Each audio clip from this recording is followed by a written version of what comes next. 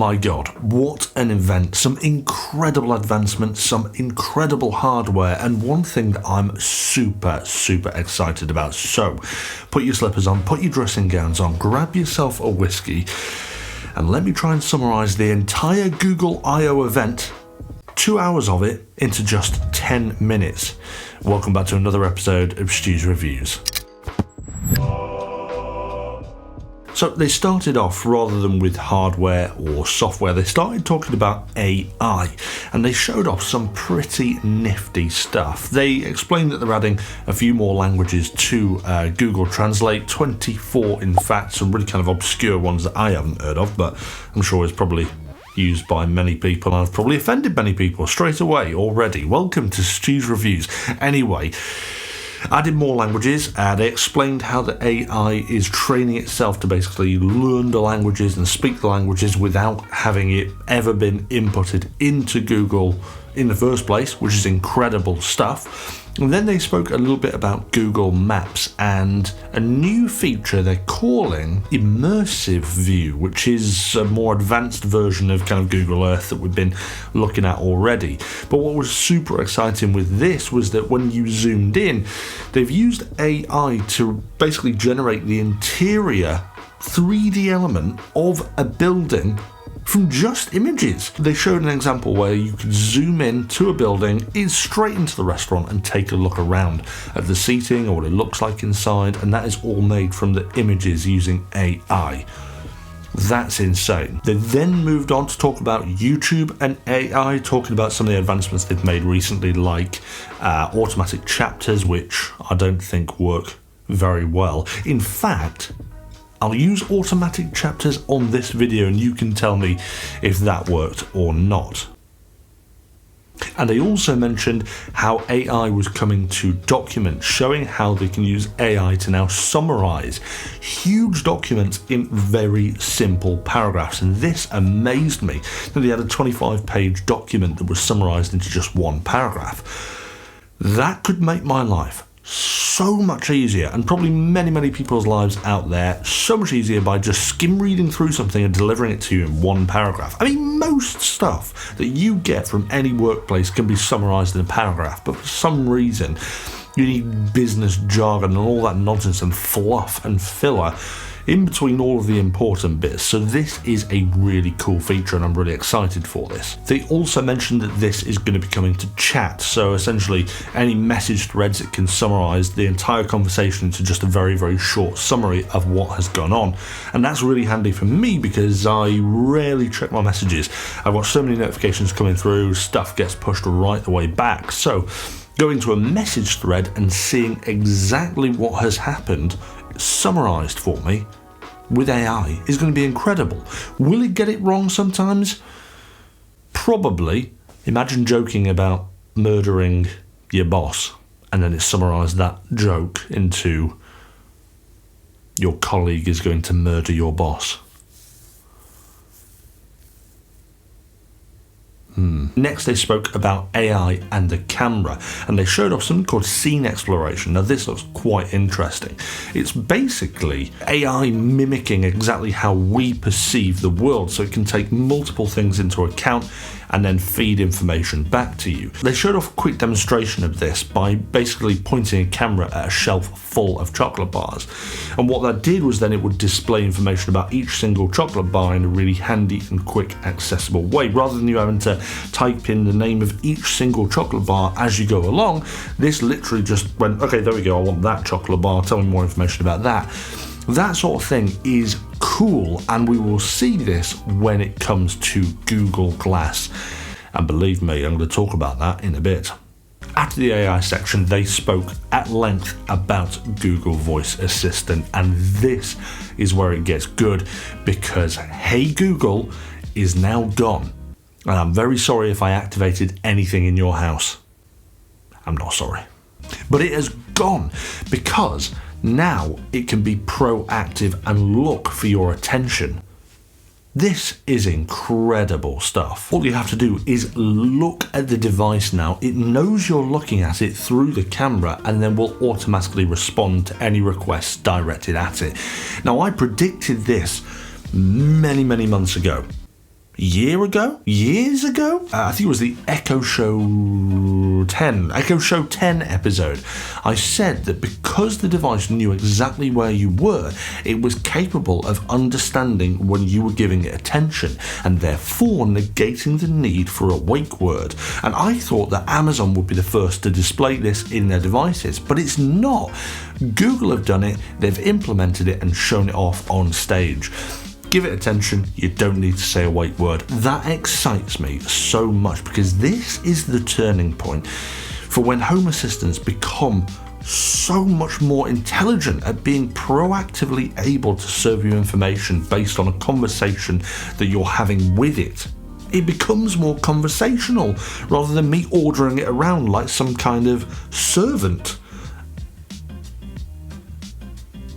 I can't believe it. Not only this, but they're going to allow you to add certain phrases that don't even require you to give it attention. So, for example, a phrase like turn off the lights would be automatically turning off the lights right now without me even paying attention, because it knows that phrase and it recognises that phrase is what it uses to turn the lights off. That's even more impressive, because I don't even have to look at the device. I could just be sat here in my room and say turn off the study lights and it will go.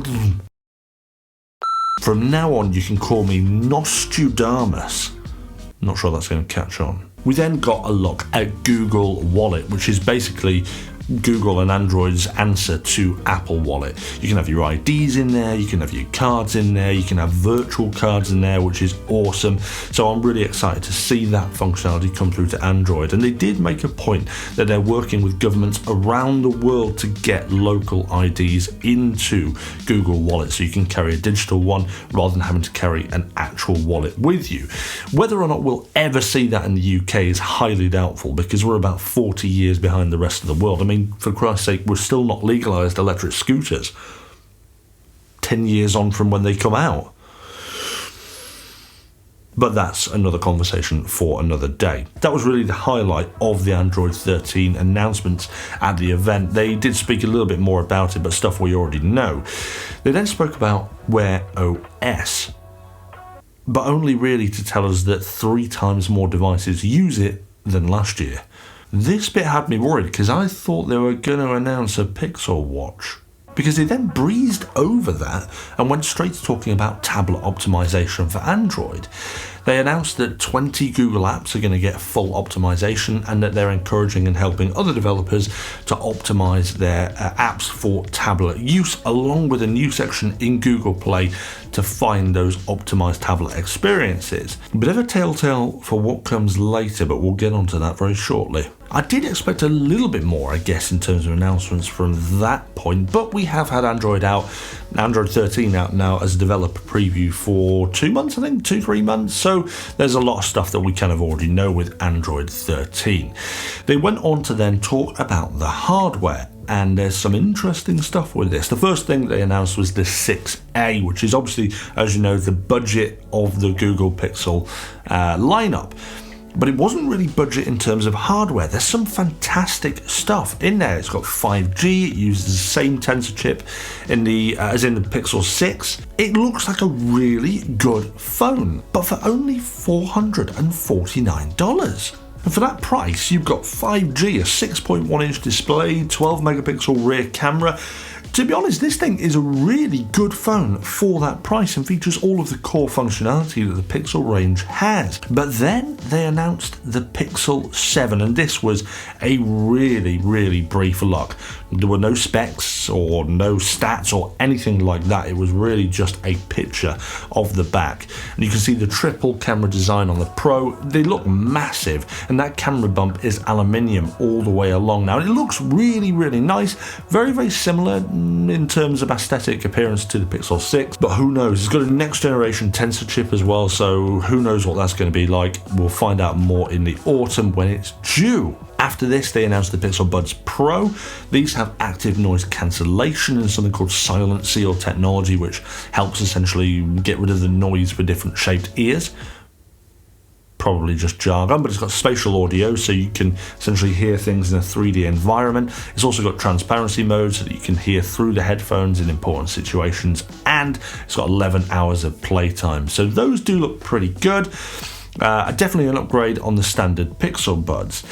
And then next, they announced possibly the thing that most people want to know about, the Pixel Watch. And to be honest, information on this was very, very slim as well. They showed it off. It looks very round, extremely bulbous, but I quite like it actually. I think it looks quite a neat device. From the images that they showed, the bezel looks quite big, which I'm quite surprised at, but we'll see more when it comes out. But to be honest, they gave no further information on specs like battery life or screen resolution or anything like that. But it does look to be like a complete companion to the Pixel range. Whether or not it will work with other devices, I would assume it will because it runs an optimized version of Google Wear, but I'm just assuming here. Who knows? But it did look very, very much like all of the leaks that you can see online. So it was kind of what we were expecting, but it looks good and I'm excited to get my hands on it. They also gave a teaser for the Pixel tablet. Again, these are just teasers. They really didn't give us very much information about the 7, the watch or the tablet, which is really irritating. But that does explain the optimization they were talking about earlier on and pushing developers to also optimize for them, because let's face it, it's been a long time coming. There was one final thing that they squeezed in right at the end after they'd spoken about the hardware, and this I'm really excited for. Hold on. It looked like a new Google Glass experience. Now, I don't know for definite because obviously they only teased very small parts and never gave any information about the specs or release date or what it was or how it worked. But what they did show was a bunch of people talking to each other in different languages, and supposedly they could see a transcript of what that person was saying in front of their eyes, but it didn't look like that. It looked like they were just wearing glasses. I'm so excited for this. I cannot wait. I absolutely love Google Glass. I reviewed it not too long ago. In fact, I took a look at this to see if this still works in 2022. It does, sort of. I'll link that episode below for you. But this is one of those rare pieces of tech that make me go, oh my God. And if this can do that still, and this is a device from 2015, so we're looking at 7 years old, I cannot wait for the next one, because it's going to make me go, wow, and dribble. Oh, I can't wait. Interestingly though, the prototype that they were showing off didn't seem to have a camera, and that was one of the biggest pushbacks of the original Google Glass, was the fact that it had this camera here. I think we had lots of people who were scared that I might be recording their ugly faces talking to me. Why I'd want to do that, I don't know. But I guess it was warranted. The thing is now, smart glasses are becoming more and more widely acceptable. You've got major manufacturers like Snapchat, even Ray-Ban now make video glasses paired up with Facebook. Those things are incredible. And other forms of smart glasses as well. You've got the Bose Alto frames, you've got the View glasses, you've got the Ampere Dusk. But we're waiting really for a consumer-based AR product that works, and I think Google are going to do it. I really hope they do. I'm so excited.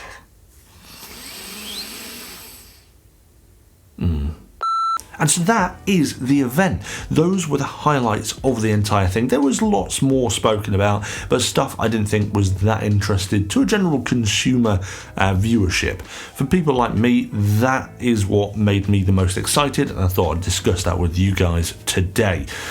Highlights of the show, definitely the Google Glass at the very, very end. They didn't call it Google Glass. I'm calling it Google Glass because it is Google Glass, come on. But also the proactive assistant capabilities. That thing is the future, and these two things combined, honestly, we are starting to get into a new age of automation and AI that I am so excited about. And to be honest, this event has shown that Google really are at the front of that innovation. What do you think? Do you think today's announcements was a thumbs up or a thumbs down? Are you excited for any of the tech announced or any of the features announced? Let me know in the comments so we can all have a good chinwag about it. But other than that, guys, if you have enjoyed today's roundup, don't forget to leave me a thumbs up if it helped at all, and a subscribe, and I will see you back for another episode of Stu's Reviews soon.